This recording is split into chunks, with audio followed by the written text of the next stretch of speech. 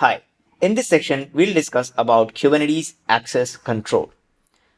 Now, when we talk about Kubernetes access control, there are three stages: authentication, authorization, and admission.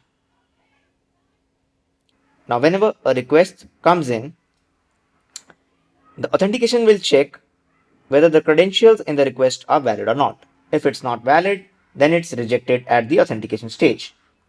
Next is the authorization, whether the user authenticated is allowed to perform the operation or not.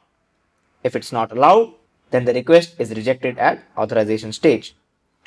And next comes the admission stage. So these are the admission controllers, and there are admission policies applied to the cluster. Now all the requests that do not violate any of the policies defined will go through, and if not, then it will be rejected at the admission stage. Now these are the typical three stages of Kubernetes access control. That's it for this lecture. Thank you for watching. See you in the next one.